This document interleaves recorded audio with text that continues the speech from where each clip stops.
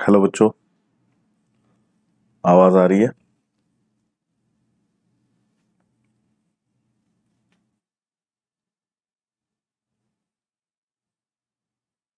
आवाज आ रही बच्चों?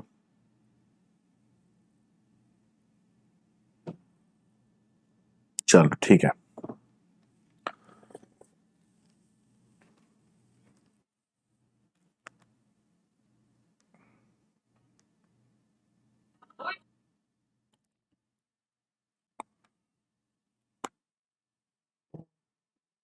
चलो, तो हम लोग ह्यूमन रिप्रोडक्शन कंप्लीट कर चुके थे और रिप्रोडक्टिव हेल्थ पे चल रहे थे बच्चों।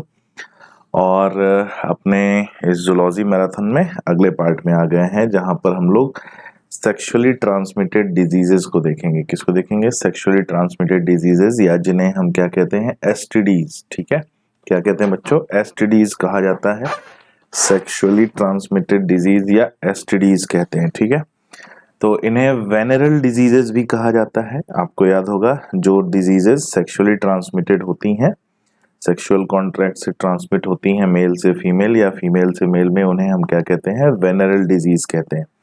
जैसे कुछ कॉमन एग्जांपल्स हमें मिलते हैं। क्या क्या मिलता है हम देखते हैं तो गोनोरिया, सिफिलिस, जेनाइटल हर्पीज, ये डिजीजेस हैं। और ये किसको लीड करती हैं? ये लीड करती हैं तो पेल्विक इन्फ्लेमेटरी डिसऑर्डर को लीड करती हैं, पीआईडी जिन्हें कहते हैं। इन्फ्लेमेशन होता है पेल्विक रीजन में। इनफर्टिलिटी को लीड करती हैं, क्लेमाइडियासिस को लीड करती हैं, genital wart, trichomoniasis, hepatitis B, ectopic pregnancy. Ectopic pregnancy किसे कहते हैं? जब इम्प्लांटेशन यूटेरस को छोड़कर किसी और जगह पर होता है तो उसे कहते हैं एक्टोपिक प्रेगनेंसी। अबॉर्शन यानी एमटीपीज, और इंड्यूस्ड अबॉर्शन, एमटीपीज नेचुरल अबॉर्शन को भी प्रमोट करते हैं। स्टिल बर्थ, स्टिल बर्थ जब चाइल्ड का डेथ, मतलब जो बर्थ है वो बर्थ से ही चाइल्ड अगर डेथ हो तो उसे कहते हैं still birth. Cancer of the HIV leading to AIDS, तो ये एड्स और कैंसर को भी लीड करता है। ठीक है, बात करते हैं, जैसे एग्जांपल है कि hepatitis B and HIV are also transmitted. Hepatitis B और एचआईवी का भी ट्रांसमिशन होता है। कैसे? सेक्सुअल ट्रांसमिशन से। और यहाँ पर जो पॉइंट आता है कि इनका ट्रांसमिशन और कैसे होता है, तो by sharing the injection needle, जो भी इन्फेक्टेड अगर इंजेक्शन है, इन्फेक्टेड नीडल है, उसकी शेयरिंग करते हैं। सर्जिकल इंस्ट्रूमेंट अगर किसी इन्फेक्टेड पर्सन पे यूज किया गया हो और फिर वो सर्जिकल इंस्ट्रूमेंट किसी नॉर्मल पर्सन पे यूज किया जाए। Transfusion of blood, blood transfusion से भी होता है। And from infected mother to foetus, infected mother से फीटस में भी ट्रांसमिशन हो सकता है बाय मींस ऑफ प्लासेंटा। ये बात हमें याद रखनी है। Hepatitis B, except hepatitis B, genital herpes and HIV, other diseases are completely curable if they are detected early and treated properly। बोला गया है कि इन तीनों को छोड़कर हेपेटाइटिस बी, जेनाइटल हर्पीज और एचआईवी का कंप्लीट जो ट्रीटमेंट है वो नहीं हो सकता। इनको छोड़कर बाकी जो डिजीजेस हैं उनका ट्रीटमेंट प्रॉपरली कंप्लीटली हो सकता है अगर टाइम से पहले पता चल जाए। तो ये डिजीज, 3 डिजीजेस से ये क्वेश्चन आता है, इस पर भी हम लोग स्टार लगाएंगे बच्चों। अर्ली सिम्टम की बात करें तो अर्ली सिम्टम में, एसटीडीज के अर्ली सिम्टम में itching, fluid discharge, slight pain पाया जाता है। ठीक है, और ये कंडीशन हमें मिलती है। और फिर उसके बाद रिप्रोडक्टिव ट्रैक में ये इन्फेक्शन और स्लाइट पेन और सेंसेशन पाया जाता है। All persons are vulnerable for STDs. Sexually transmitted diseases सभी को हो सकती हैं, बट किसी को भी हो सकती है, मतलब किसी भी एज में हो सकती हैं, बट ये जनरली पाया जाता है 15 से 24 ईयर के ग्रुप के बीच में नॉर्मली पाया जाता है। क्यों? ये टीनेजर्स और यंगस्टर्स का ग्रुप होता है, एज ग्रुप होता है, जिन्हें पर्सनल हाइजीन के बारे में इंफॉर्मेशन कम होती है। किसके बारे में? पर्सनल हाइजीन के बारे में इंफॉर्मेशन कम होती है। They are not that much aware about their personal reproductive hygiene, और इसलिए वो बहुत ईजिली एसटीडीज के कांटेक्ट में आ जाते हैं और एसटीडीज उन्हें इन्फेक्ट करती हैं। प्रिवेंशन की बात करें तो क्या क्या प्रिवेंशन है? Avoid sexual contact with unknown partners और मल्टीपल पार्टनर्स। अननोन और मल्टीपल पार्टनर से सेक्सुअल कांटेक्ट को अवॉइड करें। Always use of condoms during sexual contact, ठीक है। और इन केस ऑफ डाउट खुद ही डॉक्टर न बने, एक क्वालिफाइड डॉक्टर या मेडिकल प्रैक्टिशनर जिसको नॉलेज हो उससे कंसल्ट किया जाए, ठीक है। तो ये कंसल्टेशन बहुत इंपॉर्टेंट होता है। नेक्स्ट आते हैं इनफर्टिलिटी, ठीक है। नेक्स्ट टॉपिक आता है इनफर्टिलिटी। इनफर्टिलिटी किसे कहते हैं? इनफर्टिलिटी कहते हैं अगर किसी कपल में कोई कपल जो कंसीव करने में या फर्टिलाइजेशन यानी चाइल्ड को प्रोड्यूस करने में इनकेपेबल हो रहा है, ठीक है, तो उस कंडीशन को इनफर्टिलिटी कहते हैं। तो ये भी इसी में आता है कि कई बार अनअवेयरनेस और किसी एसटीडीज या दूसरी किसी भी वजह से इनफर्टिलिटी डेवलप हो सकती है। So it is the inability to conceive और to produce children after 2 years of unprotected sexual contact या कोहैबिटेशन, ठीक है। अनप्रोटेक्टेड सेक्सुअल कॉन्टैक्ट,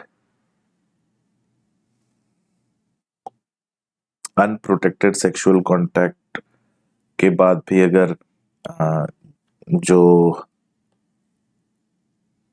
2 साल से अगर ज्यादा ड्यूरेशन हो रहा है और उसके बाद भी कंसीव नहीं हो रहा है, a couple is unable to produce a child, then it is known as infertility. The reason for this, किसकी रीजन से हो सकता है, क्या रीजन हो सकते हैं इनफर्टिलिटी के, इस बात को समझेंगे, ठीक है। क्या रीजन हो सकते हैं भाई? Just 1 second. तो रीजंस तो कई हो सकते हैं, जिसमें फिजिकल रीजन हो सकता है, फिजिकल इनकेपेबिलिटी हो सकती है, कॉन्जेनाइटल जेनेटिक रीजन हो सकता है, डिजीज हो सकता है, ड्रग्स हो सकता है, इम्यूनोलॉजिकल और इवन साइकोलॉजिकल रीजन हो सकते हैं। तो इनफर्टिलिटी के ये बड़े कॉमन रीजन हैं जिनसे क्वेश्चन सीधा सीधा पूछा जाता है, तो अपने को याद रखना है physical, congenital, disease, drugs, immunological और इवन साइकोलॉजिकल रीजन भी हो सकते हैं। फिर बात आती है कि अगर इनफर्टिलिटी है तो उसका ट्रीटमेंट भी होगा, और ट्रीटमेंट होता है, ट्रीटमेंट भी बोल सकते हैं उसे, करेक्शन ऑफ इनफर्टिलिटी भी कह सकते हैं, ठीक है। ट्रीटमेंट भी कहा जा सकता है, करेक्शन ऑफ इनफर्टिलिटी यानी कुछ ऐसी प्रॉब्लम है जिसे करेक्ट किया जाए, तो करेक्शन ऑफ इनफर्टिलिटी, और उसे कहते हैं आर्ट, असिस्टेड रिप्रोडक्टिव टेक्नोलॉजी। क्या कहा जाता है? असिस्टेड रिप्रोडक्टिव टेक्नोलॉजी या आर्ट।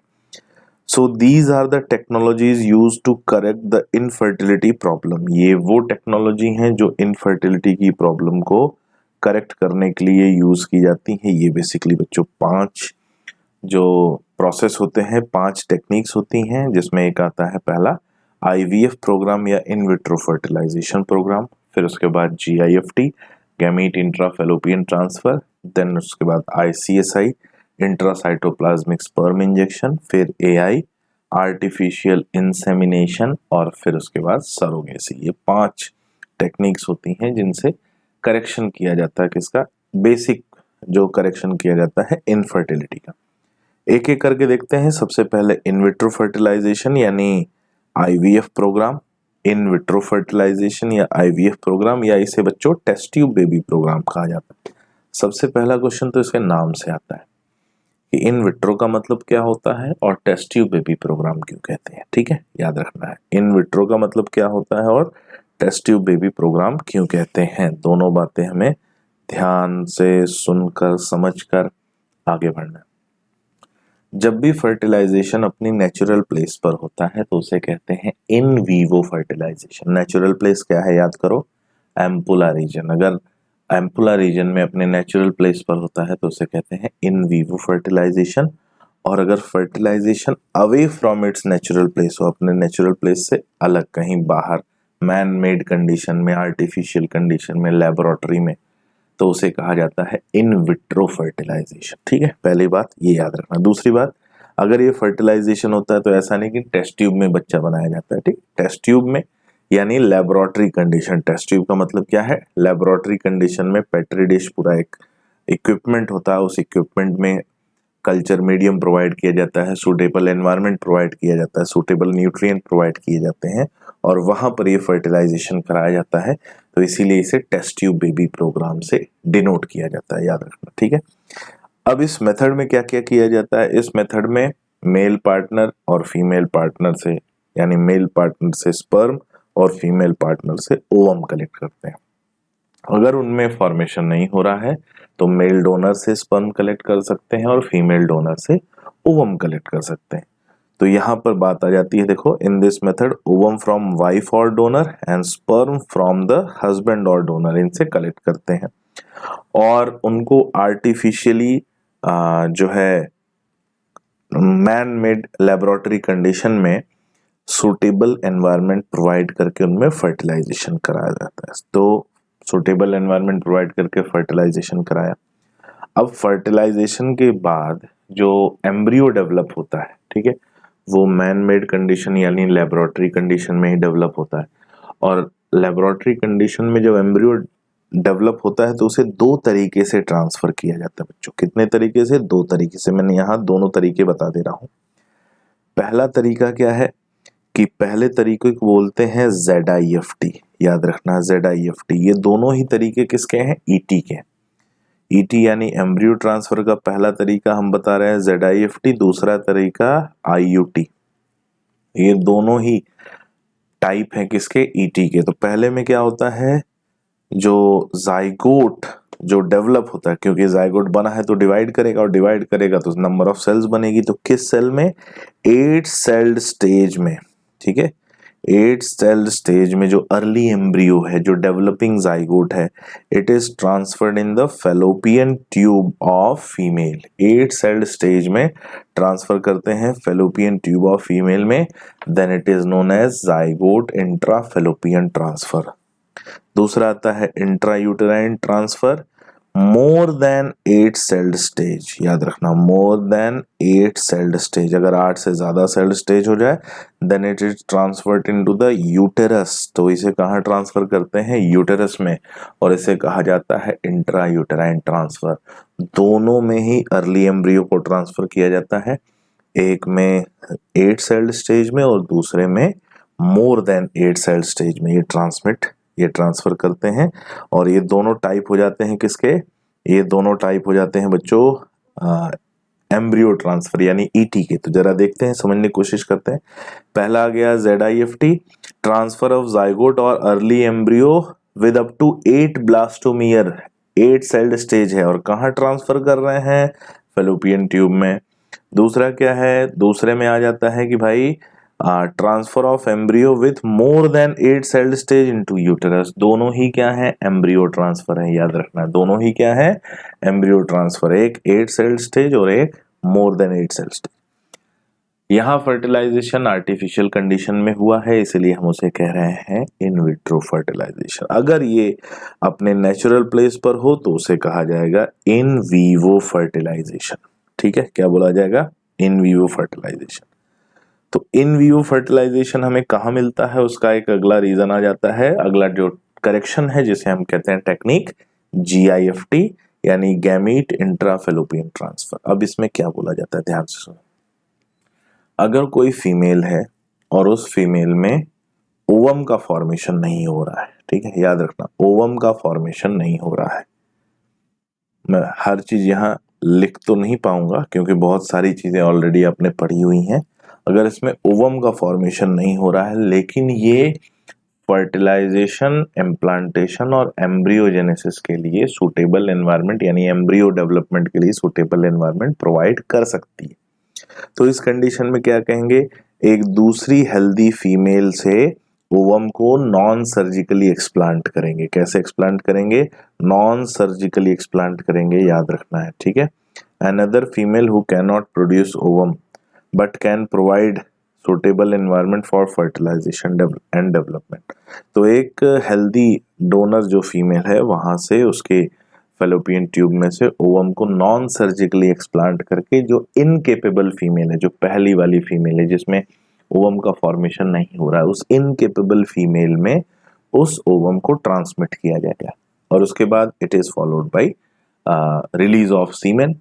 तो ये यहाँ पे हम क्या ट्रांसफर कर रहे हैं, केवल ओवम को ट्रांसफर कर रहे हैं और ओवम को ट्रांसफर कर रहे हैं तो उसे हम गैमीट कहते हैं और इसीलिए इसे GIFT यानी गैमीट इंट्राफेलोपियन ट्रांसफर कहा जाता है। ठीक है, याद रखना कब प्रैक्टिस किया जाता है, अगर किसी फीमेल में ओवम का फॉर्मेशन नहीं हो रहा है। थर्ड आता है ICSI। ICSI एक लेबोरेटरी प्रोसीजर है जिसमें एक सिंगल स्पर्म को प्रोब से जो है प्रोब से उसे कलेक्ट किया जाता है और उसे इंजेक्शन की मदद से ओवम के अंदर इंजेक्ट किया जाता है। ठीक है, कहाँ इंजेक्ट किया जाता है, ओवम के अंदर, और ओवम के अंदर इंजेक्ट किया जाता है तो हम क्या करा रहे हैं, हम स्पर्म को ओवम के अंदर रिलीज करा रहे हैं, यानी हम फर्टिलाइजेशन करा रहे हैं, तो उसे कहा जाता है इंट्रासाइटोप्लाज्मिक स्पर्म इंजेक्शन। ठीक है, इंट्रासाइटोप्लाज्मिक स्पर्म इंजेक्शन। और ऐसा किसमें प्रैक्टिस किया जाता है, ये भी एक बात आती है। तो ऐसा प्रैक्टिस किया जाता है if the sperm count of male is less, या अगर मेल का जो स्पर्म सेल है वो इतना कैपेबल नहीं है कि वो ओवम की वॉल को पेनिट्रेट कर सके। ठीक है, तो उसे आर्टिफिशियली इंजेक्ट किया जाता है और उसके बाद फर्टिलाइजेशन होकर इम्प्लांटेशन होता है और एम्ब्रियो का डेवलपमेंट होता है। नेक्स्ट आता है आर्टिफिशियल इंसेमिनेशन, AI। आर्टिफिशियल वही, ये भी ओलिगोस्पर्मिया में प्रैक्टिस किया जाएगा जब मेल का स्पर्म काउंट कम होगा। सो सीमेन इज कलेक्टेड फ्रॉम, सीमेन को कहाँ से कलेक्ट किया गया है, हस्बैंड और डोनर से। हस्बैंड से भी कलेक्ट कर सकते हैं, डोनर से भी कलेक्ट कर सकते हैं। And it is released introduced into the vagina और यूटेरस ऑफ द फीमेल। याद रखना यहाँ पे दोनों वर्ड लिखे हैं, वेजाइना और यूटेरस। जनरली लोग समझते हैं, इसको सोचते हैं कि भाई वेजाइना में रिलीज करते हैं, इंजेक्शन की मदद से रिलीज करते हैं, लेकिन इंजेक्शन की जो नीडल होती है ना, वो हार्ड नीडल नहीं होती, वो सॉफ्ट रबर ट्यूब होती है और सॉफ्ट रबर ट्यूब की मदद से वो सीमेन को रिलीज किया जाता है, वेजाइना और द यूटेरस ऑफ फीमेल, और इसीलिए इसे कहा जाता है इंट्रा यूटेराइन इंसेमिनेशन, IUI। याद रखना, इंट्रा यूटेराइन इंसेमिनेशन, IUI। अब this technique is useful for the male partner having inability to inseminate female और लो स्पर्म काउंट। ठीक है, अब प्रॉब्लम जो है डिस्कस करने से हम पहले हम लोग एक और कंडीशन को डिस्कस कर लेते हैं जिसे कहते हैं सरोगेसी। ठीक है, क्या बोलते हैं, सरोगेसी। सरोगेसी क्या होता है बच्चों, इसी से मिलता जुलता आपने कुछ बॉटनी में पढ़ा होगा, MOET, है ना।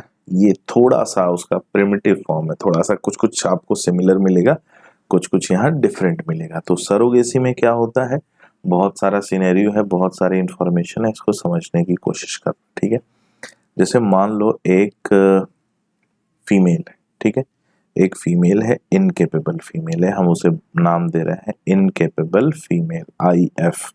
अब इस इनकेपेबल फीमेल में हो सकता है इसमें ओवम का फॉर्मेशन हो रहा है या हो सकता है ओवम का फॉर्मेशन नहीं हो रहा है, बट बाय एनी मींस इसमें फर्टिलाइजेशन पॉसिबल नहीं हो पा रहा है और एम्ब्रियो का डेवलपमेंट भी पॉसिबल नहीं हो पा रहा है। ये तीन कंडीशन है जो इस फीमेल में पॉसिबल नहीं हो पा रही, लेकिन हमने बोला कि हो सकता है, ठीक है, हो सकता है कि इसमें ओवम बन रहा हो या हो सकता है कि ओवम नहीं बन रहा हो। तो अगर हम मान लेते हैं कि ओवम बन रहा हो तो इसी से ओवम लेंगे, अगर नहीं बन रहा हो तो किसी डोनर फीमेल से ओवम लेंगे। अब दूसरी कंडीशन में, इस कंडीशन में क्या होता है कि हम सरोगेसी, ये कॉन्ट्रैक्ट प्रोसेस है बच्चों, इसमें क्या होता है, प्रॉपर कॉन्ट्रैक्ट और डॉक्यूमेंटेशन और लीगल डॉक्यूमेंटेशन होता है by the authorisation of government. ठीक है, अब एक हेल्दी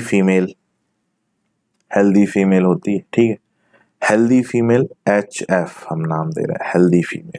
इस हेल्दी फीमेल के साथ लीगल डॉक्यूमेंटेशन होता है, ठीक है, सरोगेसी को लेकर। अब इस सरोगेसी में क्या होता है जिसको लेकर लीगल डॉक्यूमेंटेशन होगा, तो समझेंगे। बोला जाता है कि ये जो फीमेल है, ठीक है, जो फीमेल है, जो हेल्दी फीमेल है, ठीक है, हम क्या करेंगे कि जो इफ बाय चांस अगर ओवम बन रहा है तो इनकेपेबल फीमेल से ओवम को हम नॉन सर्जिकली एक्सप्लांट करेंगे। क्या करेंगे? नॉन सर्जिकली एक्सप्लांट करेंगे। अब नॉन सर्जिकली एक्सप्लांट किया ओवम को और इसे इंट्रोड्यूस कर दिया कहाँ पर? जो हेल्दी फीमेल है उसके फैलोपियन ट्यूब। ठीक है, ऐसा भी हो सकता है ओवम नहीं बन रहा हो इनकेपेबल फीमेल में, तो ऐसी कंडीशन में जो हेल्दी फीमेल है उसी के ओवम को कंसिडर किया जाए। And it is followed bye artificial insemination. अब ये आर्टिफिशियल इंसेमिनेशन कहाँ से हो सकता है? जो इनकेपेबल फीमेल है उसके हस्बैंड पार्टनर से भी हो सकता है, कलेक्ट कर सकते हैं हस्बैंड पार्टनर, या डोनर से भी कलेक्ट कर सकते हैं, दोनों से हो सकते हैं। If the husband is having low sperm count और incapability to produce, then donor से लेंगे। और फिर इसमें हम क्या कराएंगे? इन वीवो ये फर्टिलाइजेशन हो रहा है। ठीक है, क्या हो रहा है? इन वीवो फर्टिलाइजेशन हो रहा है।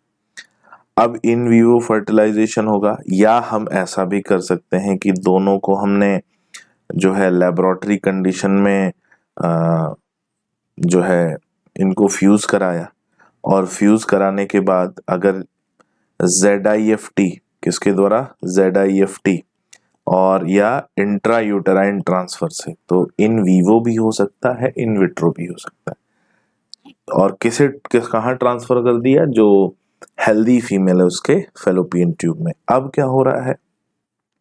तो इन वीवो फर्टिलाइजेशन से भी कर सकते हैं ZIFT IUT, या इन विट्रो फर्टिलाइज, मतलब इन वीवो से भी कर सकते हैं जो नॉर्मल नेचुरल फर्टिलाइजेशन हो, या इन विट्रो जिसमें ZIFT और IUT। अब उसके बाद इम्प्लांटेशन जो हेल्दी फीमेल है उसी की बॉडी में होगा। एम्ब्रियोजेनेसिस जो हेल्दी फीमेल है उसी की बॉडी में होगा, और जो हेल्दी फीमेल है वही उस चाइल्ड को बर्थ देगी। लेकिन उस चाइल्ड पर उस हेल्दी फीमेल का लीगल राइट नहीं होगा, ये बात याद रखना। द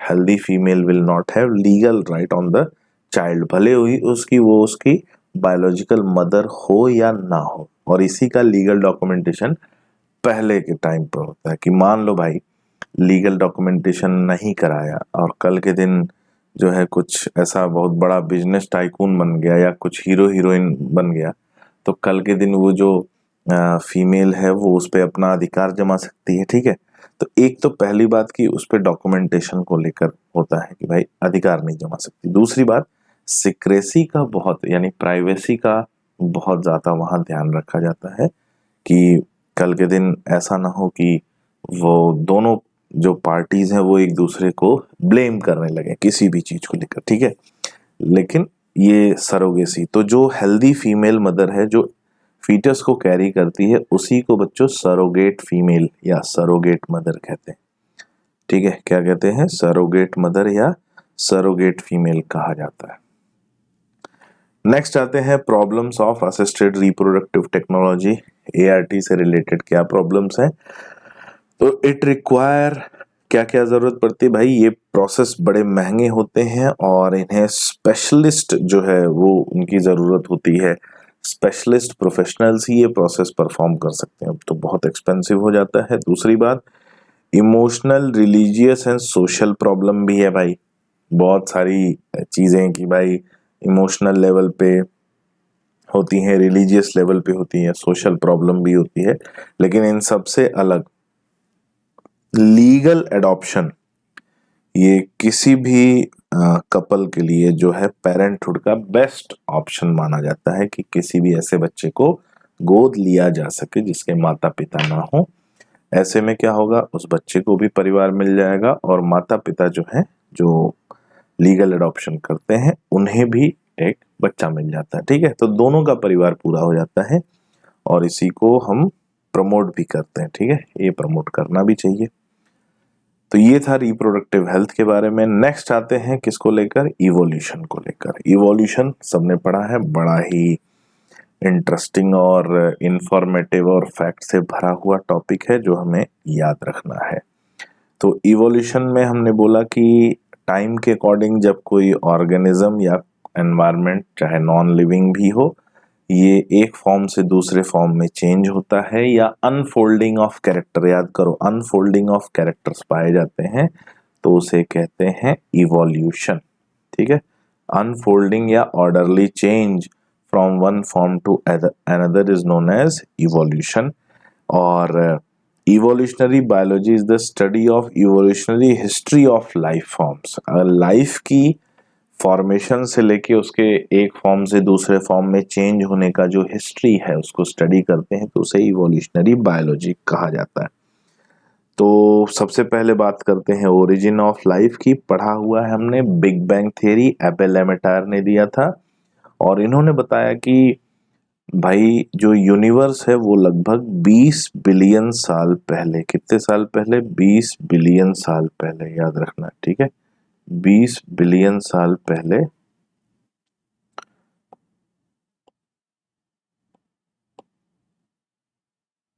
20 बिलियन साल पहले हमारा जो यूनिवर्स है वो यूनिवर्स का फॉर्मेशन हुआ था एक बड़े एक्सप्लोजन से और उस एक्सप्लोजन को हम बिग बैंग थियरी कहते हैं। फिर धीरे धीरे टेम्परेचर कम हुआ, जो मटेरियल था उसका कंडेंसेशन हुआ और लगभग 4.5 बिलियन साल पहले अर्थ का फॉर्मेशन हुआ। ये ओरिजिन ऑफ लाइफ वाली थियरी है, बिग बैंग थियरी, एबेल एमेटायर। अब यहां से कुछ इंपॉर्टेंट वैल्यूएशन और बातें बाहर आती हैं बच्चों। क्या बाहर आता है? बोला गया कि सबसे पहले जब अर्थ का फॉर्मेशन हुआ था तो यहाँ पर कोई एटमॉस्फेयर प्रेजेंट नहीं था, दो no atmosphere was present on earth. Water vapour, ammonia, CO2, methane is release from the molten mass and cover the surface. तो जो मॉल्टन मैग्मा था, जो मॉल्टन मास था, वहां से ये रिलीज हुए थे। क्या क्या रिलीज हुआ था? वाटर वेपर, याद रखना, मीथेन, CO2, अमोनिया। और इन्होंने क्या किया? कवर द सरफेस, ठीक है, सरफेस को कवर कर लिया, एनवेलप जैसा बना लिया।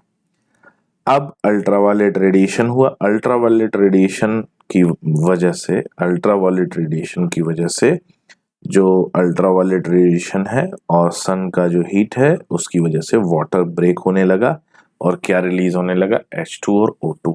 ठीक है, O2 कंबाइन होने लगा अमोनिया और मीथेन से, क्या बनाने लगा? दोबारा से वाटर और CO2 बनाने लगा और H2 जो है वो रिलीज हो गया। ओजोन लेयर वॉज फॉर्म्ड और फिर क्या बनने लगी? ओजोन लेयर बनने लगी। जैसे ही ये कूल हुआ, वाटर वेपर अर्थ पे रेन के फॉर्म में गिरने लगा, अर्थ पे रेनिंग मतलब बारिश होने लगी और अर्थ पे ऑलमोस्ट 4 बिलियन साल पहले, कितना साल पहले? 4 बिलियन साल पहले लाइफ की ओरिजिन हुई। ये आप बात याद रखना, ये बिग बैंग थियरी से लेकर ये रिलेशन आता है। ठीक है, किससे लेकर आता है? Big bang theory. और भी थियरीज दी गई हैं ओरिजिन ऑफ लाइफ को लेकर। जैसे एक थियरी दी गई है, थियरी ऑफ स्पॉन्टेनियस जनरेशन, अचानक से उत्पन्न होना, अचानक से फॉर्मेशन होना, और इसे को ए बायोजेनेसिस भी कहा जाता है कि मतलब अचानक से जो लाइफ ओरिजिनेट हुई वो नॉन लिविंग मैटर से ओरिजिनेट हुई। कहाँ से? नॉन लिविंग मैटर से ओरिजिनेट हुई, तो इसे बोलते हैं spontaneous generation. State that life originate from decaying and rotting matter like straw and mud. ठीक है, स्ट्रॉ और मड से लाइफ की ओरिजिन हुई। लेकिन ये बात सभी को अच्छी नहीं लगी। एक साइंटिस्ट, बड़े फेमस साइंटिस्ट लुइस पास्चर, उन्होंने स्वान फ्लास्क एक्सपेरिमेंट किया और इस थियरी को डिस्प्रूव किया और उन्होंने बताया कि लाइफ केवल अपने से पहले पाई जाने वाली लाइफ से बनती है। और ऐसा ही कुछ रुडोल्फ वर्शाउ ने बोला था सेल थियरी को लेकर। तो दोनों के कॉन्सेप्ट में कुछ सिमिलरिटीज मिलती हैं और इन्होंने बोला कि लाइफ केवल पहले से एग्जिस्ट कर रही लाइफ से ओरिजिनेट होती है। उन्होंने एक स्वान फ्लास्क एक्सपेरिमेंट किया और he showed that life did not come from killed yeast. उन्होंने एक एक्सपेरिमेंट किया और बोला कि swan flask experiment close flask experiment था, लेकिन उसमें जो क्लोज फ्लास्क एक्सपेरिमेंट था उसमें लाइफ की ओरिजिन नहीं हुई। जो ओपन फ्लास्क था उसमें लाइफ या लिविंग ऑर्गेनिज्म पाए गए, तो उन्होंने बोला कि जो ओपन फ्लास्क है उसमें जो लिविंग ऑर्गेनिज्म डेवलप हो रहे हैं वो बाहर से आए हुए लिविंग ऑर्गेनिज्म हैं, अंदर से डेवलप नहीं हुए हैं। ठीक है, बायोजेनेसिस। ठीक है, बायोजेनेसिस यानी लुईस पास्चर ने तो डिस्प्रूव किया ए बायोजेनेसिस को, लेकिन सपोर्ट किसको किया? बायोजेनेसिस को। बायोजेनेसिस मतलब origin of life from living organism. हालांकि लुईस पास्चर से पहले दो साइंटिस्ट और थे, फ्रांसिस्को रेड्डी एंड लाजारो स्पेलेंजिनी, जिन्होंने इस प्रोसेस को यानी बायोजेनेसिस को सपोर्ट किया था। लुईस पास्चर ने इसे by the help of experiment जो है प्रूफ किया। It state that life originate from pre existing life. इन्होंने बताया कि लाइफ प्री एग्जिस्टिंग लाइफ से ओरिजिनेट होती है, लेकिन ये नहीं बता पाए कि पहला जो लाइफ डेवलप हुआ वो कहाँ से डेवलप हुआ। पहला लाइफ, पहला जो लिविंग ऑर्गेनिज्म आया वो कहाँ से आया, इसको लेकर ना बायोजेनेसिस कुछ बता पाया और ना ही ए बायोजेनेसिस, ना ही बिग बैंग थियरी, अभी तक तो नहीं बताया। फिर आया कॉस्मिक थियरी या कॉस्मोजोइक थियरी, इसे थियरी ऑफ पैनस्पर्मिया भी कहा जाता है। और ये थोड़ी सी थियरी है, हम बोल सकते हैं रिटर और आरेनियस दोनों ने दी थी, थोड़ी सी उनकी थियरी में डिफरेंस है, लेकिन दोनों को एक साथ हम कॉस्मिक थियरी या थियरी ऑफ पैनस्पर्मिया कह रहे हैं। इट स्टेट दैट, इन्होंने बताया कि लाइफ जो है स्पोर्स के फॉर्म में ट्रैवल करती है, और ट्रैवल करते करते ही ये लाइफ जो है कहाँ से आई है? आउटर स्पेस से आई है। कहाँ आई है? अर्थ पे आई है। किस फॉर्म में? ये आई है स्पोर के फॉर्म में, और इसी स्पोर को पैनस्पर्म नाम दिया गया। क्या नाम दिया गया? पैनस्पर्म, याद रखना। फिर आता है theory of special creation. Theory of special creation क्या कहता है कि सभी लिविंग ऑर्गेनिजम्स और सभी जो भी ऑब्जेक्ट दिख रहा है इसका फॉर्मेशन कुछ सुपर नेचुरल पावर ने किया है, और वो सुपर नेचुरल पावर क्या कहलाता है? उस सुपर नेचुरल पावर को हम गॉड कहते हैं। फिर आया उसके बाद थियरी ऑफ केमिकल इवोल्यूशन, जिसे प्रपोज किया था दो साइंटिस्ट ने, एक थे ओपेरिन और दूसरे हेल्डेन। इन दोनों ने मिलकर थियरी ऑफ केमिकल इवोल्यूशन दिया। इन्होंने बताया कि भाई लाइफ की ओरिजिन केमिकल से हुई है। केमिकल्स जो है वो ओरिजिनेट होके पहला जो है non living form of life बनाते हैं और फिर उसके बाद लिविंग फॉर्म ऑफ लाइफ बनाते हैं। ये बोला था ओपेरिन और हेल्डेन ने। It states that the first form of life was originated from non-living inorganic and organic molecule, यानी non-living inorganic और organic molecule मिलकर जो primitive form बनाते हैं। और primitive form में हमें क्या क्या मिलता है? Ammonia, methane, H2O, sugar, protein, nucleic acid etcetera. और ये सब जब इवॉल्व होते हैं मिलकर एक साथ तो लिविंग ऑर्गेनिज्म बनते हैं। इन्होंने बोला कि पहले हुआ ए बायोजेनेसिस और फिर हुआ बायोजेनेसिस, यानी पहले नॉन लिविंग सब्सटेंस से लिविंग ऑर्गेनिज्म बने और फिर लिविंग ऑर्गेनिज्म से लिविंग ऑर्गेनिज्म बने। याद रखना, abiogenesis first but biogenesis ever since, which is followed by biogenesis. तो पहले जो पहला सेल बना था वो बोला था कि कहाँ से बने, पहला जो लिविंग ऑर्गेनिज्म बना था वो नॉन लिविंग मैटर से बना था। फिर उन्होंने बोला कि इन सब चीज़ों के लिए उस समय का जो हमारा रिड्यूसिंग एटमॉस्फेयर था वो रिड्यूसिंग एटमॉस्फेयर रिस्पॉन्सिबल था, और उसी समय पर वो एक्सपेरिमेंट हो पाए थे। आज के समय में ऐसा प्रोसेस होना या ऐसा एक्सपेरिमेंट होना पॉसिबल नहीं है, क्योंकि आज का जो एटमॉस्फेयर है वो ऑक्सीडाइजिंग एटमॉस्फेयर है, ऑक्सीजन फ्री फॉर्म में प्रेजेंट है। तो जो एक्सपेरिमेंट उस समय हुआ था, वो रिएक्शंस हुए थे, जो प्रोसेसेस हुए थे, वो आज पॉसिबल नहीं है। लेकिन यूरे और मिलर दो साइंटिस्ट थे, उन्होंने उनके आइडियाज को लिया, सुना, समझा और उसे एक आइसोलेटेड मीडियम में प्रूफ करने की कोशिश की, जिसे हम यूरे एंड मिलर एक्सपेरिमेंट बोलते हैं।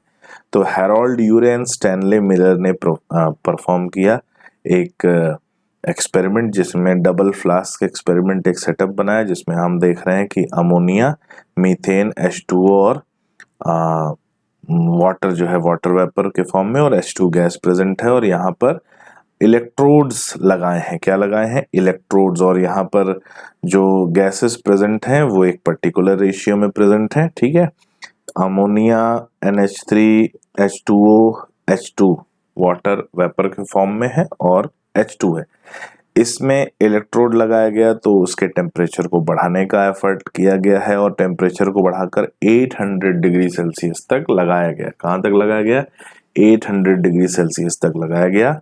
बाद में जब जो कंडेंसेशन किया गया तो पता चला कि इस सेटअप में नीचे जो है ना कुछ ऐसा पर्पल कलर का फ्लूइड एक्यूमुलेट हुआ है और वो फ्लूइड को जब एग्जामिन किया गया तो उसमें हमें ऑर्गेनिक कंपाउंड्स मिले थे। क्या मिले थे? Organic compounds. तो some amino acids are formed, कुछ अमीनो एसिड और शुगर मिले थे और इसी से मिलते जुलते एक्सपेरिमेंट दूसरे साइंटिस्ट ने भी किया और दूसरे साइंटिस्ट को यहाँ पर क्या क्या मिला था? शुगर मिला था, नाइट्रोजनस बेस मिले थे, पिगमेंट मिला था और फैट मिला था, याद रखना। और इन्होंने ही बताया, ये मोस्ट इंपॉर्टेंट लाइन आ जाती है, the first non cellular form of life was originated about 3 billion year ago. ये बात है यूरे और मिलर के एक्सपेरिमेंट की, ठीक है।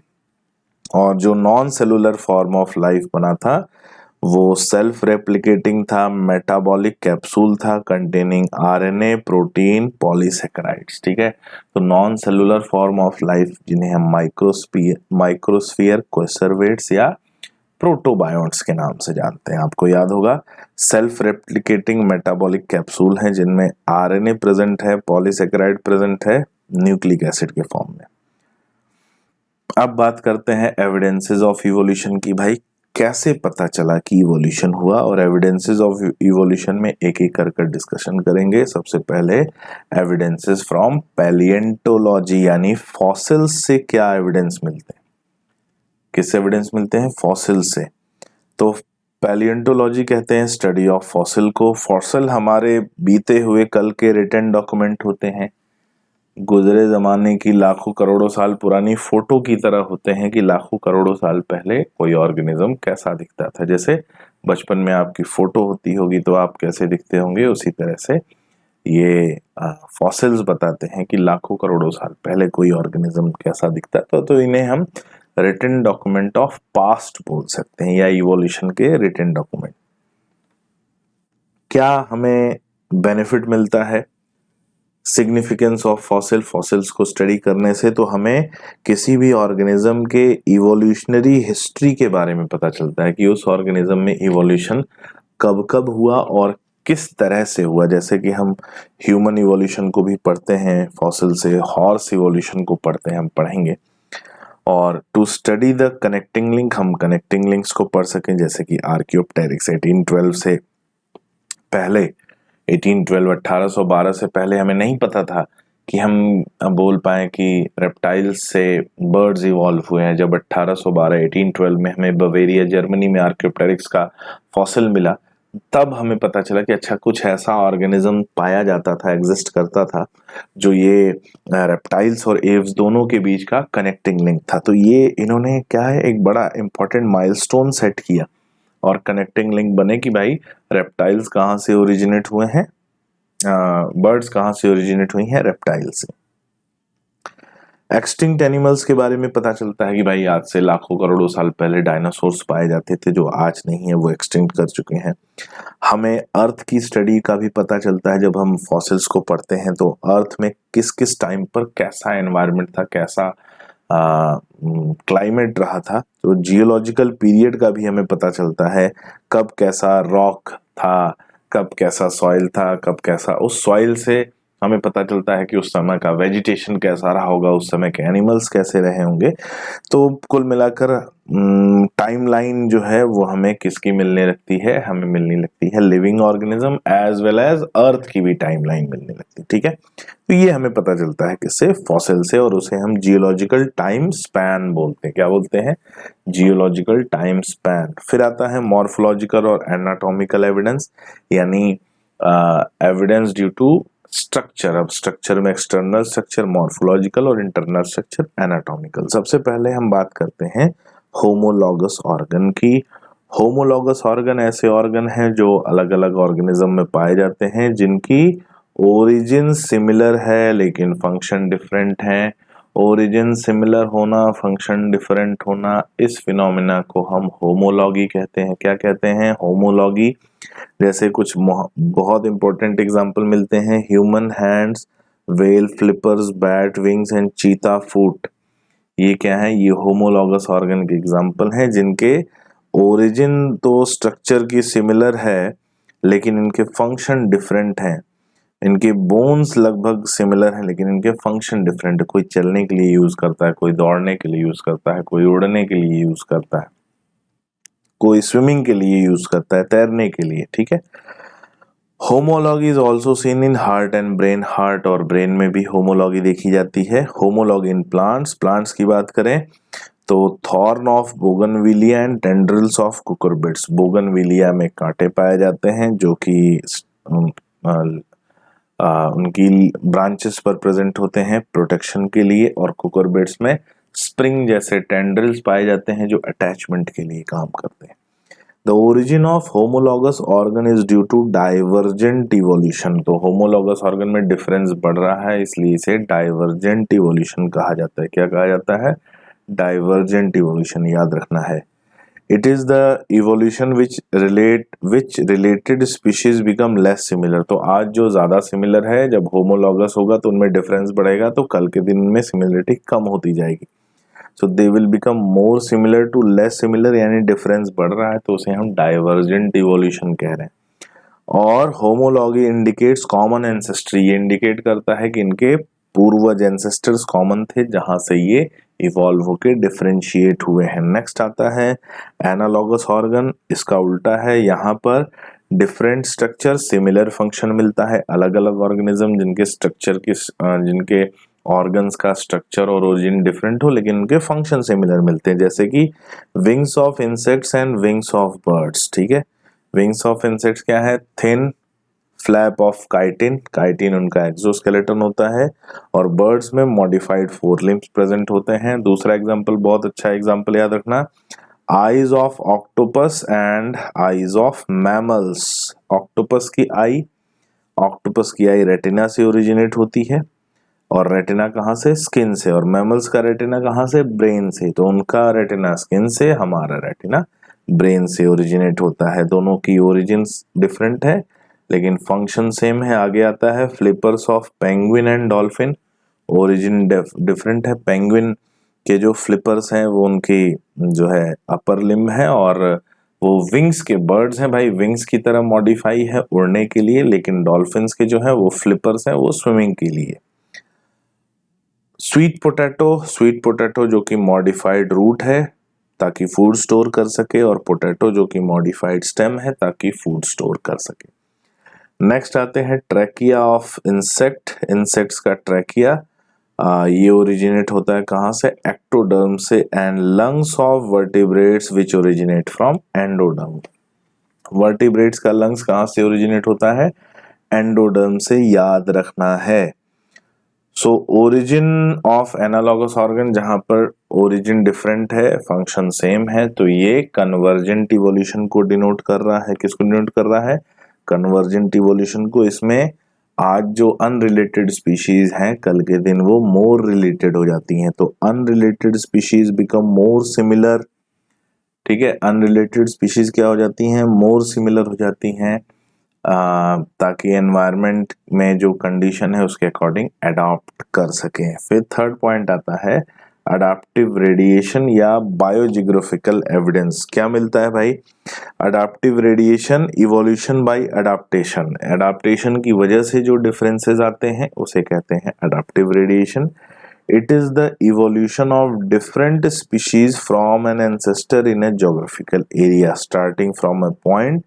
It is a type of divergent evolution. तो जैसे एक ही कॉमन एंसेस्टर रहे हो ज्योग्राफिकल एरिया में, एनवायरमेंटल कंडीशन चेंज होने से उनके ऑफस्प्रिंग कई तरह के बने, उसे कहते हैं अडाप्टिव रेडिएशन। जैसे कि एक एग्जांपल हमें मिलता है डार्विन फिंचेस इन गैलापागोस आइलैंड। गैलापागोस आइलैंड पे डार्विन जब गए तो वहां पर उन्हें बर्ड्स मिली, उन्हें कहते हैं डार्विन फिंचेस। उन्होंने स्टडी किया कि अलग अलग जो आइलैंड है वहां पर बर्ड्स तो हमें दिखती हैं, जो उनका बेसिक स्ट्रक्चर तो सेम दिखता है लेकिन फूड हैबिटेट जिसका जैसा होगा, जैसी जिसकी फूड हैबिट होगी, उस तरह से उनके जो बीक और बीक का मॉडिफिकेशन है, यानी बीक का साइज और शेप डिफरेंट है। ठीक है, तो ये बोला कि ऐसा देखने में लग रहा था कि उनके सबके स्ट्रक्चर और शेप और साइज एक जैसे हैं, जिससे हम ये बोल सकते हैं कि उनकी ओरिजिन कॉमन एंसेस्टर से हुई है। तो एक एग्जांपल वो मिलता है। दूसरा है, ऑस्ट्रेलिया में मार्सुपियल्स कई टाइप के पाए जाते हैं, लेकिन जैसे कौन कौन मिलता है अगर देखें तो शुगर ग्लाइडर मिलता है, तस्मानियन वुल्फ मिलता है। ठीक है, sugar glider, Tasmanian wolf, tiger cat, banded anteater, marsupial rat, kangaroo, wombat, bandicoot, koala, marsupial mole, ये सभी मार्सुपियल हैं और अलग अलग मॉर्फोलॉजिकल कैरेक्टर वाले मार्सुपियल हैं। लेकिन सभी की ओरिजिन कहाँ से हुई है?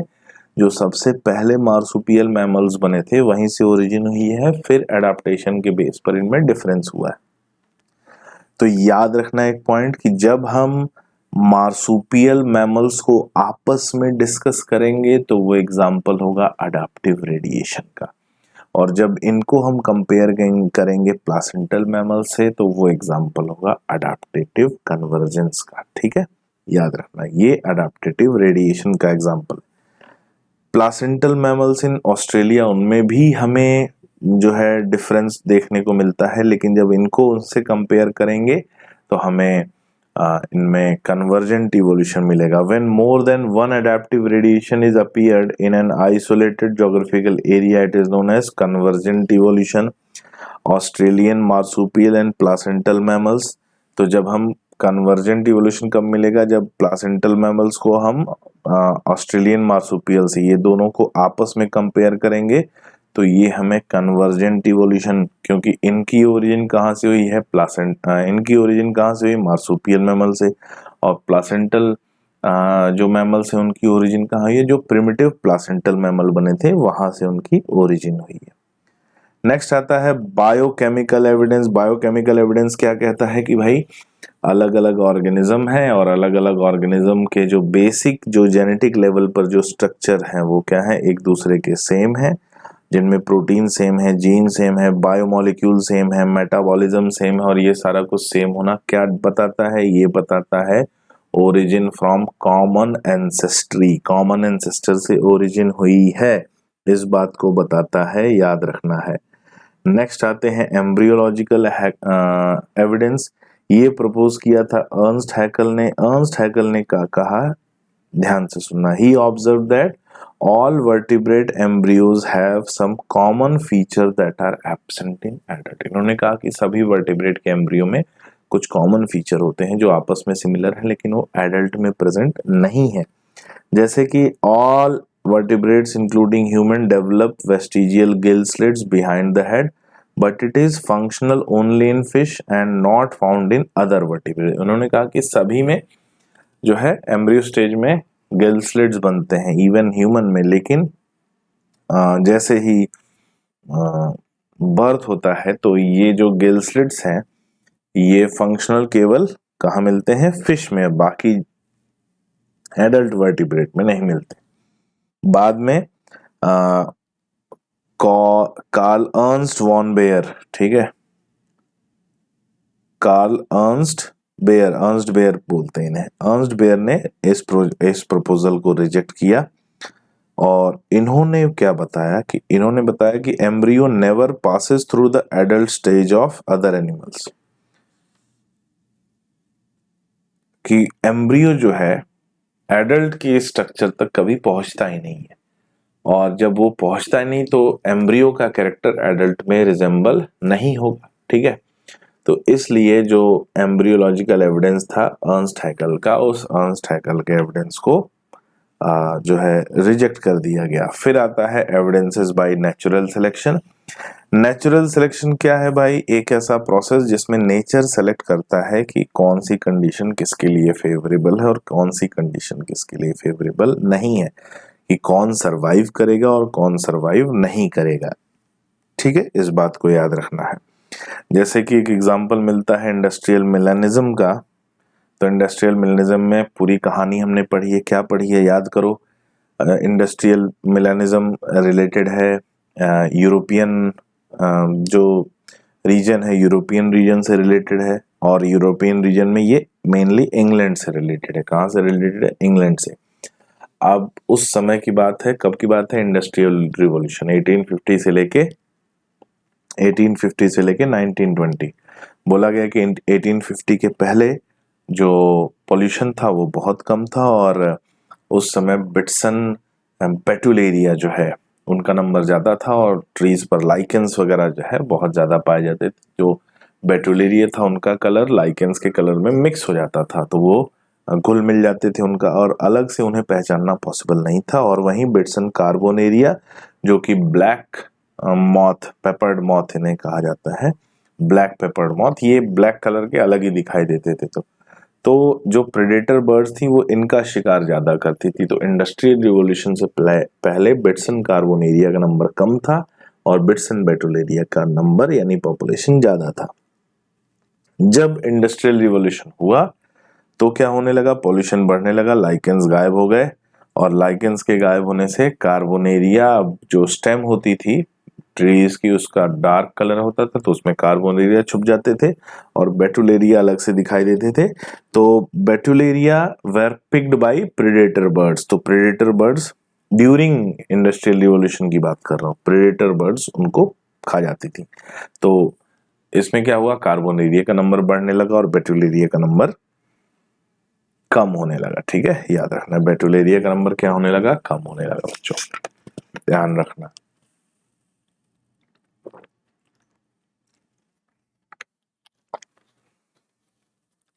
ठीक है, चलो आगे बात करते हैं। आगे बोल रहा है आफ्टर इंडस्ट्रियल रिवॉल्यूशन क्या हुआ? इंडस्ट्रियल रिवॉल्यूशन के बाद फिर वापस से पोल्यूशन कम होने लगा, लाइकेंस डेवलप होने लगे, तो कार्बोनेरिया का नंबर कम होने लगा और बेटुलेरिया का नंबर बढ़ गया, और ये आज भी पाया जाता है। इसके अलावा नेचुरल सिलेक्शन का हमें एग्जांपल हर्बिसाइड्स रेजिस्टेंस में, पेस्टिसाइड रेजिस्टेंस में, एंटीबायोटिक रेजिस्टेंस में और ड्रग रेजिस्टेंस में भी देखा जाता है। याद रखना, इन सब का रीजन इंसान है, और इंसान की वजह से भी इवोल्यूशन होता है, और उसे एंथ्रोपोजेनिक एक्शन फॉर इवोल्यूशन कहा जाता है। क्या कहा जाता है? Anthropogenic action for evolution. ऐसे इवोल्यूशन जिनका कारण इंसान है, जैसे इंडस्ट्रियल इवोल्यूशन, उसका भी कारण इंसान है। Herbicide, pesticides, antibiotic, drug resistance, इन सब का भी कारण क्या है? इंसान है। तो ये एग्जांपल हो जाते हैं एंथ्रोपोजेनिक एक्शन के। नेक्स्ट आते हैं theories of biological evolution. Theories क्या बोलती हैं भाई? थियरीज कहती हैं लैमार्किज्म की बात करती हैं। किसकी बात करती हैं? लैमार्किज्म। लैमार्किज्म क्या है? Theory of inheritance of acquired character. Acquired character का inheritance. It is proposed by Lamarck. इसको किसने प्रपोज किया? लैमार्क ने। It state that evolution is life form occurred in the inheritance of acquired character. Lamarck ने क्या बोला भाई? जरा सोचो। लैमार्क की 4 थियरी थी। पहली कौन सी? Internal vital force theory, use and disuse theory, environmental effect theory और inheritance of acquired character. Acquired character are developed by use and disuse of organs. इन्होंने बोला कि जो भी ऑर्गन ज्यादा यूज करेंगे वो ज्यादा डेवलप होगा, और वही कैरेक्टर एक्वायर होकर अगली जनरेशन में ट्रांसफर होगा। Evolution by use of organs, long neck of giraffe का इन्होंने एग्जांपल दिया। बोला कि ये ऊपर की लीव्स को खाती थी, इसलिए गर्दन इनकी क्या होती गई? लंबी होती गई, और यही लंबी गर्दन जनरेशन बाय जनरेशन जो है ट्रांसफर होती गई। फिर बात आती है इसके अलावा दूसरा जो एग्जांपल दिया लैमार्क ने, वो क्या एग्जांपल दिया? स्नेक्स में लिम्स जो है वो डिसअपियर हो गए। ठीक है, स्नेक्स में लिम्ब क्या हो गया? पैर उनके डिसअपियर हो गए, और आज केवल वेस्टिजियल फॉर्म में ही पाए जाते हैं। किस फॉर्म में? वेस्टिजियल फॉर्म में। नेक्स्ट आते हैं Darwinism, natural selection theory. Darwinism को बोलते हैं, चार्ल्स डार्विन थे, ब्रिटेन के एक एक्सप्लोरर थे। इन्होंने अपनी एक यात्रा बहुत करी, उसका नाम, उस एक शिप में यात्रा करी, वॉयज जिसे बोलते हैं, सेल शिप या HMS बीगल।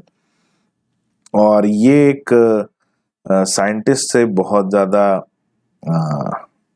इंस्पायर थे, और उनका नाम था थॉमस मैल्थस। और इनके जो कॉन्सेप्ट्स हैं वो सिमिलर कंक्लूजन में मिलते हैं। किससे? Alfred Wallace. अल्फ्रेड वेलेस एक नेचुरलिस्ट थे जिन्होंने काम किया था मैलाई आर्किपेलागो एक जगह वहां पर काम किया था, सिमिलर कंक्लूजन में वो भी आए थे। और थॉमस माल्थस वो पर्सन थे जिन्होंने इन्फ्लुएंस किया था किसको, डार्विन को। और डार्विन इनके 2 पॉइंट से इन्फ्लुएंस हुए थे। और कौन से 2 पॉइंट है, एक ब्रांचिंग डिसेंट और दूसरा नेचुरल सिलेक्शन। ठीक है, ब्रांचिंग डिसेंट और नेचुरल सिलेक्शन। क्या है डार्विनिज्म? डार्विनिज्म के पॉइंट्स याद करो। पहला, over production of population, struggle for existence, survival of the fittest, और नेचुरल सिलेक्शन, उसके बाद ओरिजिन ऑफ स्पीशीज। तो ये कुल कंक्लूजन निकला। तो 2 पॉइंट है। ब्रांचिंग डिसेंट बताता है कि all organisms are modified descents of previous life form. बोला कि कोई भी ऑर्गेनिज्म अपनी पिछली जो जनरेशंस है उनका ज्यादा डेवलप फॉर्म है, ज्यादा मॉडिफाइड फॉर्म है।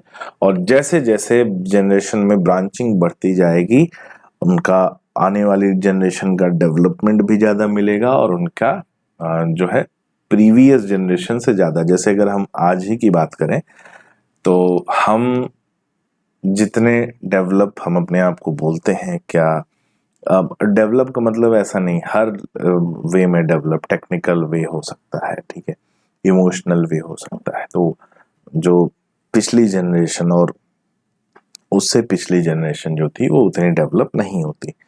दूसरा है नेचुरल सिलेक्शन। नेचुरल सिलेक्शन बोला गया कि कोई भी पॉपुलेशन है उसके लिए अगर सुटेबल कंडीशन नेचर बनाता है तो उसकी फ्लरिशिंग पाई जाती है, और अगर किसी अगली जनरेशन के लिए बनाता है तो फिर उसकी फ्लरिशिंग पाई जाती है। यानी नेचर सेलेक्ट करेगा कि कौन सी पॉपुलेशन की फ्लरिशिंग कब होगी, और जिसकी फ्लरिशिंग होती है उसी को हम फिटेस्ट बोलते हैं।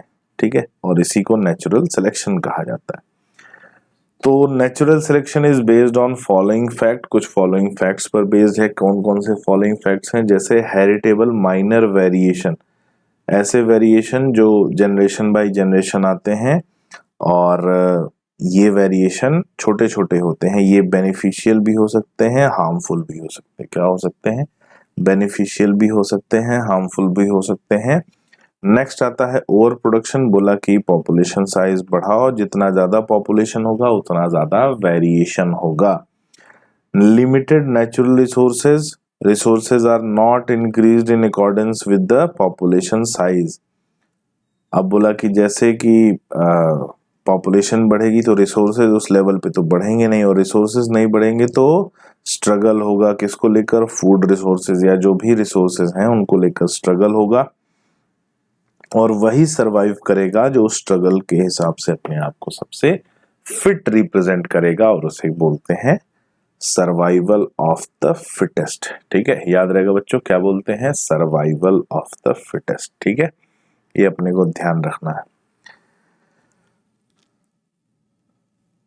और इसी को क्या बोला जाता है? सर्वाइवल ऑफ द फिटेस्ट, कि जो उस अनफेवरेबल कंडीशन में, उस स्ट्रगल में अपने आप को सबसे ज्यादा सुटेबली अपने आप को सेट कर लेगा, उसे कहा जाएगा survival of the fittest. Darwin ने इग्नोर किया, डार्विन ने वेरिएशन की बात की, सब कुछ किया, लेकिन डार्विन ने इग्नोर किया। डार्विन ने क्या इग्नोर किया? The origin of variation and mechanism of evolution और स्पीशीएशन। इन्होंने इग्नोर किया कि भाई वेरिएशन के बहुत सारे रीजन हो सकते हैं, ठीक है, और उसमें एक बड़ा रीजन जो इन्होंने इग्नोर किया वो था म्यूटेशन। किसको इग्नोर किया था? म्यूटेशन को। और म्यूटेशन के बाद में ना बड़ा फेमस हुआ ह्यूगो डिवरीज, जिन्होंने म्यूटेशन थियरी दी, और इन्होंने एक्सपेरिमेंट किया था किस पे? प्लांट पे, ओइनोथेरा लामार्कियाना, इवनिंग प्राइम रोज जिसे कहा जाता है। और इन्होंने जो बोला तो बोला कि भाई सडन चेंजेस पाए जाते हैं, और वो सडन चेंजेस को ही म्यूटेशन कहा जाता है। डार्विन का जो वेरिएशन था, डार्विन के वेरिएशन को छोटे वेरिएशन होते थे, स्लो होते थे, डायरेक्शनल होते थे, और वो जनरेशन बाय जनरेशन दिखाई देते हैं, इसलिए उसे उसकी वजह से जो रिजल्ट आता है वो क्या है? Gradual evolution. कैसा रिजल्ट आता है? Gradual evolution. ठीक है, डार्विन का। म्यूटेशन जो ह्यूगो डिवरीज ने दिया, इन्होंने बोला कि भाई म्यूटेशन जो है सडन चेंज होता है, रैंडम होता है, डायरेक्शनलेस होता है, और एक सिंगल स्टेप लार्ज म्यूटेशन को साल्टेशन कहा जाता है। बेनिफिशियल भी हो सकता है, लीथल भी हो सकता है, हार्मफुल भी हो सकता है। लीथल म्यूटेशन एलिमिनेट हो जाते हैं। बाकी दो म्यूटेशन थ्योरी हमने क्लास में लिखी हुई है, बहुत सारे पॉइंट है। Mutation is the origin of variation for evolution. ये रॉ मटेरियल है किसका? इवोल्यूशन का। किसी भी डायरेक्शन में मोड़ देता है इवोल्यूशन की। ये ऐसी स्टेयरिंग है ना जो किधर किधर को भी इवोल्यूशन को मोड़ देती है, और यही इसकी सबसे इंपॉर्टेंट बात है। फिर एक साइंटिस्ट आया हार्डी विनबर्ग, इन्होंने कुछ प्रिंसिपल दिए। इन्होंने बात की जीन पूल के बारे में, इन्होंने बात की जीन फ्लो के बारे में, इन्होंने बात की maintenance of constant gene pool के बारे में। ठीक है, तो सबसे पहले समझते हैं कि जीन पूल क्या होता है। किसी भी पॉपुलेशन में जितनी total types of gene present होती हैं in any population including all the members present in that population, उस टोटल नंबर ऑफ जीन को कहते हैं, total number of type of gene को कहते हैं gene pool. So the total gene and their alleles in the population, तो total number of gene हो गया और उनके टाइप्स हो गए यानी एलील हो गए, इसको कहा जाता है जीन पूल। और हार्डी विनबर्ग का कहना था कि किसी भी पॉपुलेशन का जीन पूल कांस्टेंट रहता है, और उसे एक फॉर्मूला से भी एक्सप्रेस किया जिसे जेनेटिक इक्विलिब्रियम कहते हैं या हार्डी विनबर्ग इक्विलिब्रियम कहा जाता है। इन्होंने कहा the sum total of all the gene frequencies is equal to 1। सारी जीन फ्रीक्वेंसीज का सम टोटल क्या मिलता है? 1 मिलता है। Consider in a diploid condition p and q दो फ्रीक्वेंसी है, और p and q are the frequencies of allele A and, capital A and small a. इन्होंने बोला कि अगर होमोजाइगस डोमिनेटिंग कंडीशन होगी तो उसे हम पी स्क्वायर से रिप्रेजेंट करेंगे, होमोजाइगस रेसेसिव कंडीशन होगी तो क्यू स्क्वायर से रिप्रेजेंट करेंगे, हेटेरोजाइगस कंडीशन होगी तो 2p से रिप्रेजेंट करेंगे। उन्होंने बोला कि किसी भी पॉपुलेशन में ये तीनों को जब हम इनकी फ्रीक्वेंसीज को ऐड करेंगे तो हमारा सम आएगा 1 यानी 100%। ठीक है, याद आएगा 100%। और ये एक फॉर्मूला पर बेस्ड है, बाइनोमियल एक्सपेंशन का फॉर्मूला p प्लस क्यू का होल स्क्वायर यानी p square plus Q square plus 2pq, a plus b का होल स्क्वायर यानी a square plus b square plus 2ab। ये कहना था हार्डी विनबर्ग का। और इन्होंने कहा कि change in frequency of allele in a population disturb Hardy Weinberg principal, कि अगर किसी पॉपुलेशन में उसकी जीन फ्रीक्वेंसी अफेक्ट होती है तो वो हार्डी विनबर्ग प्रिंसिपल को अफेक्ट करेगा। और ये अफेक्ट किसकी वजह से होता है? Due to evolution.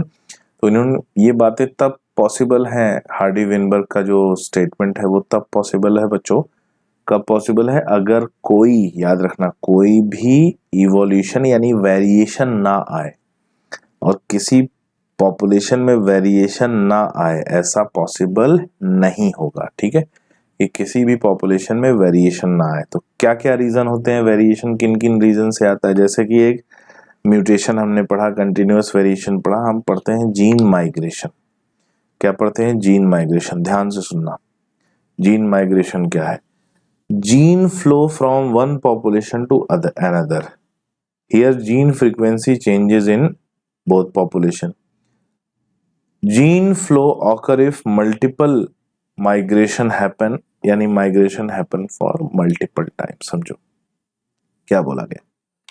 Gene flow और जीन माइग्रेशन दो बड़ी बातें हैं बच्चों। अगर एक पॉपुलेशन है ए, एक पॉपुलेशन है बी, दोनों जगह इंसान रहते हैं, दोनों जगह ह्यूमन रहते हैं। कुछ लोग ए पॉपुलेशन से बी पॉपुलेशन में चले गए किसी भी रीजन से, जैसे लोग एक शहर से दूसरे शहर जाते हैं, तो अगर एक शहर से दूसरे शहर गए तो जहां से लोग गए हैं उनका जीन पूल कम होगा, और जहां लोग गए हैं उनका जीन पूल बढ़ेगा। एक बार अगर ये जा रहे हैं तो उसे कह रहे हैं जीन माइग्रेशन, अगर बार बार आना जाना लगा है तो उसे कहते हैं जीन फ्लो। ठीक है, अगर मल्टीपल टाइम्स हो रहा है जीन माइग्रेशन तो उसे कहा जाता है जीन फ्लो। नेक्स्ट आते हैं जेनेटिक ड्रिफ्ट। जेनेटिक ड्रिफ्ट क्या कह रहा है भाई?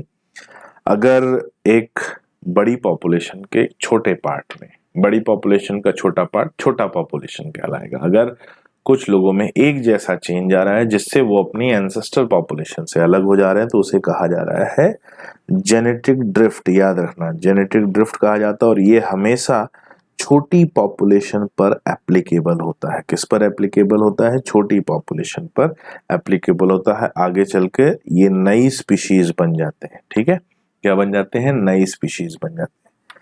The original drifted population become founder and the effect is known as founders effect। अब इसमें क्या होगा? जो पॉपुलेशन ड्रिफ्ट हुई है यानी जिनमें चेंज आया है, उस चेंज वाली पॉपुलेशन को फाउंडर कहते हैं, और जेनेटिक ड्रिफ्ट की वजह से जो फाउंडर्स बनते हैं यानी जो स्पीशीज का, नई स्पीशीज का फॉर्मेशन होता है, उसे फाउंडर्स इफेक्ट कहा जाता है।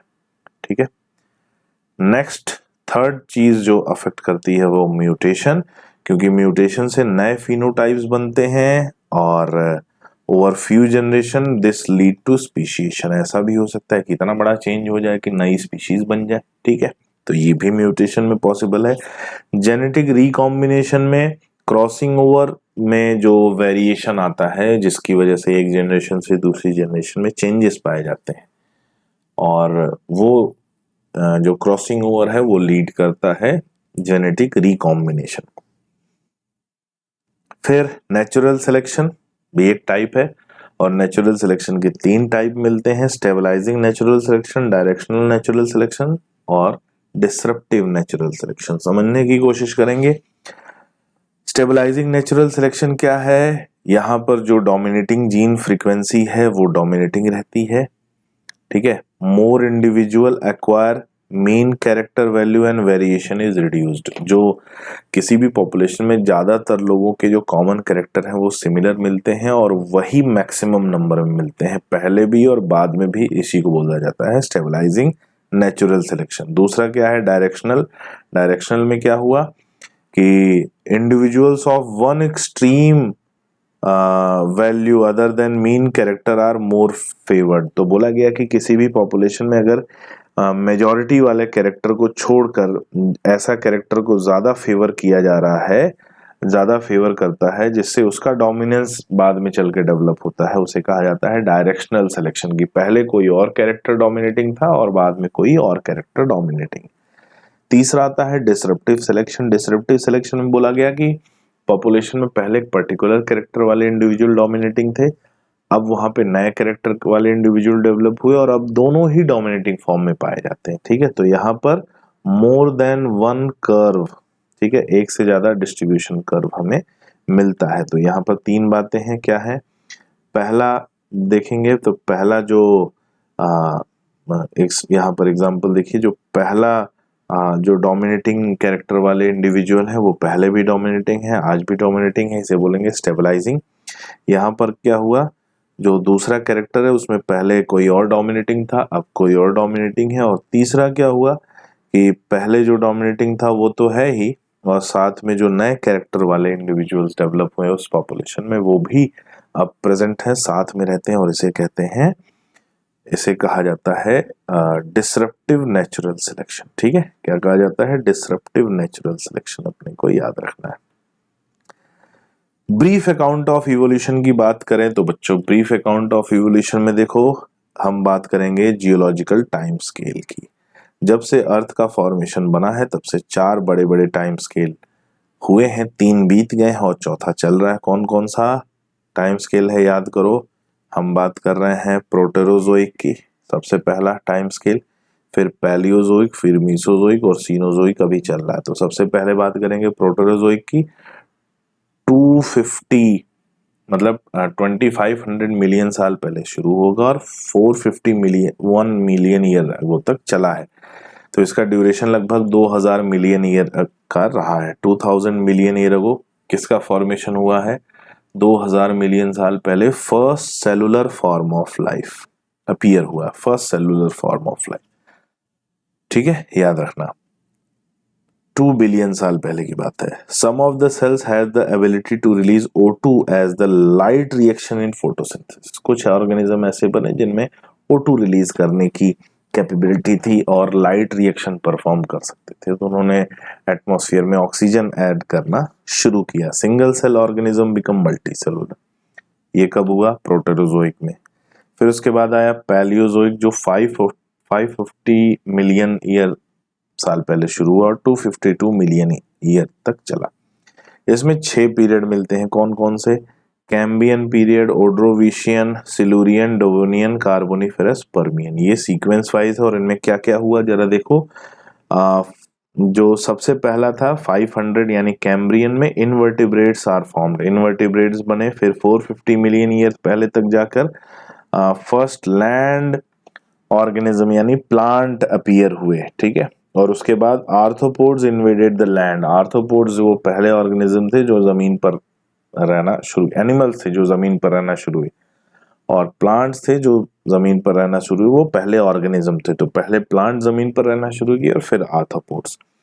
350 मिलियन ईयर अगो बड़ा इंपॉर्टेंट क्वेश्चन पूछता है, jawless fishes evolved, jawless fishes एक ना था, इवॉल्व हुए।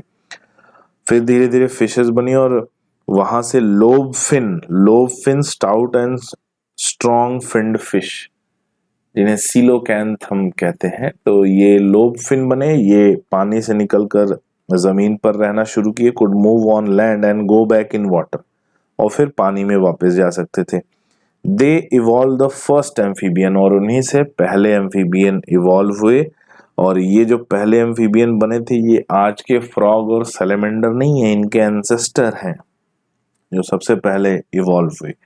लोबफिन की बात आती है तो 1938 तक इसे एक्सटिंक्ट माना जाता था। 1938 में साउथ अफ्रीका के जो फिशरमैन होते हैं, जो मछली पकड़ते हैं, उन्होंने इसे क्या किया, इन्हें कैप्चर किया, और उसके बाद इन्होंने उससे पहले तक ये एक्सटिंक्ट माना जाता था। फिर बाद में 2000 मेरे ख्याल से 2016 की बात है, 2012 में भी हुआ और 2016 में भी हुआ।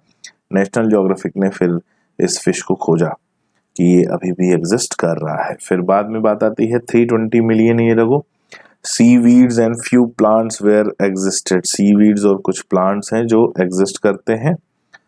Amphibians evolve to reptiles, amphibia से ही रेप्टाइल्स इवॉल्व हुए। They lay thick shelled egg and that eggs do not dry up in the sun, और उनके एग्स जो थे वो धूप में सूखते नहीं थे। फिर जायंट फर्न का फॉर्मेशन हुआ, were present but they all fell from coal deposit slowly. तो ये जो फर्न थे, टेरिडोफाइट जायंट फर्न थे, यही जब अर्थ सरफेस में सबमर्ज हो गए तो अब हमें ये कोल के फॉर्म में मिलते हैं, ठीक है। किस फॉर्म में? कोल, कोयला जो मिलता है।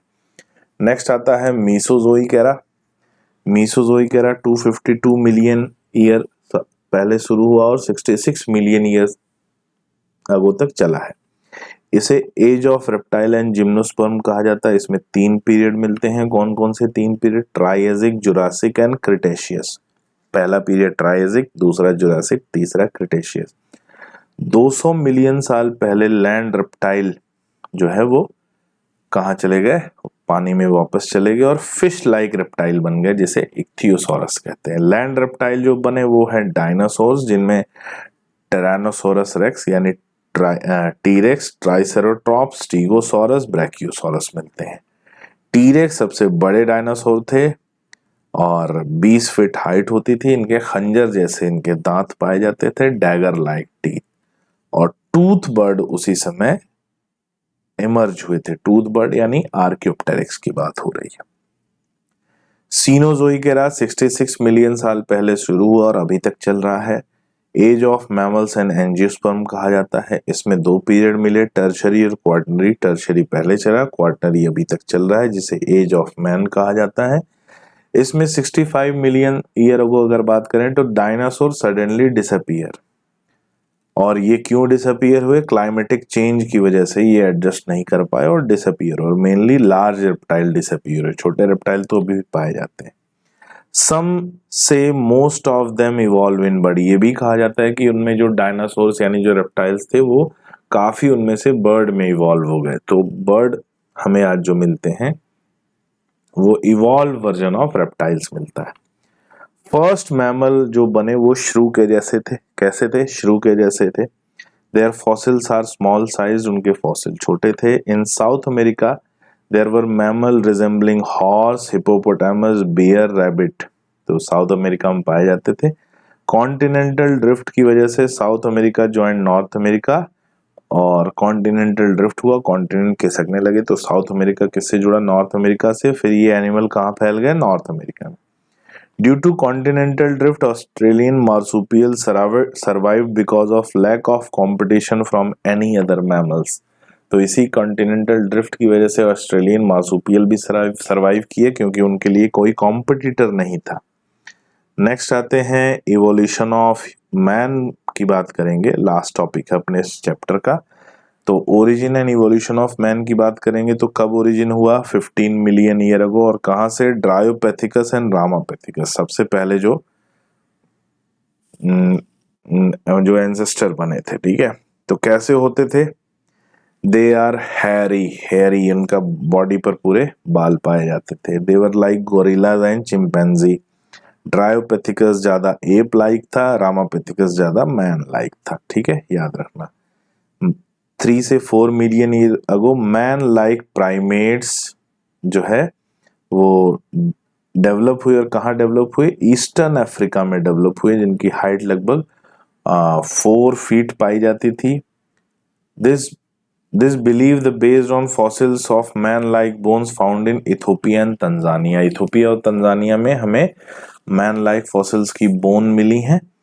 फिर 2 मिलियन ईयर अगो ऑस्ट्रेलियोपैथिकस बने। ऑस्ट्रेलियोपैथिकस कहाँ, ईस्टर्न अफ्रीका ग्रासलैंड में मिले, और ये वो थे जो स्टोन वेपन्स बनाते थे और फल खाते थे, याद रखना, hunted with stone weapons and ate fruit. फिर बने होमो हैबिलिस, और इन्हीं को हम हैंडीमैन कहते हैं, ठीक है। First tool maker, first human like being, hominid, brain capacity 650 से 800, डिड नॉट ईट मीट। फिर होमो इरेक्टस आए, जावा मैन कहते हैं, 1.5 मिलियन ईयर अगो, ब्रेन साइज इनका 900 सीसी, ये मीट खाते थे, 8 मीट, यानी फ्लैश ईटर थे। फिर लगभग 1 लाख से 40,000 साल पहले होमो निएंडरथैलिस मिले, जिन्हें हम निएंडरथल मैन कहते हैं। 1400 सीसी इनकी ब्रेनियल कैपेसिटी है, जो मॉडर्न ह्यूमन के बराबर है। Live in east and central Asia, used hide to protect their body and buried their dead, ठीक है, जो लोग मर जाते थे उनका अंतिम संस्कार करते थे। फिर 75,000 से 10,000 साल पहले तक आइस एज जो रहा, उस समय होमोसैपियन यानी मॉडर्न मैन इवॉल्व हुए। और मॉडर्न मैन की बात करें तो यहाँ पर प्री हिस्टोरिक केव आर्ट हमें मिलता है, लगभग 18,000 साल पुराने। कई तरह की केव पेंटिंग, जैसे भीमबेटका रॉक मिलता है रायसेन डिस्ट्रिक्ट मध्य प्रदेश में। तो ये इंडिया का एक बड़ा एविडेंस है, किसका, केव पेंटिंग्स का, ठीक है, याद रखना है अपने को। एग्रीकल्चर एंड सेटलमेंट 10,000 साल पहले तक पाया जाता था। सीक्वेंस क्या मिलता है ह्यूमन इवोल्यूशन का, याद रखना है, ड्रायोपैथिकस, फिर रामापैथिकस, फिर ऑस्ट्रेलियोपैथिकस, फिर होमो हैबिलिस, फिर होमो इरेक्टस, फिर होमो निएंडरथैलिस, और फिर होमो सैपियन जो आज हम लोग मॉडर्न ह्यूमन पाए जाते हैं, ठीक है। तो ये रहा बच्चों इवोल्यूशन को लेकर, ये सीक्वेंस याद रखना, अपने को ध्यान रखना है कौन पहले आया कौन बाद में, इससे क्वेश्चन आता है, ठीक है। तो अपने इस क्लास को हम लोग यहीं एंड करेंगे, और नेक्स्ट क्लास हम लोग अगले टॉपिक से शुरू करेंगे। तो अगला टॉपिक हमारा कौन सा शुरू होगा, ह्यूमन हेल्थ एंड डिजीजेस, ठीक है, ह्यूमन हेल्थ एंड डिजीजेस याद रखना है बच्चों, ठीक है। चलो फिर मिलते हैं नेक्स्ट क्लास में।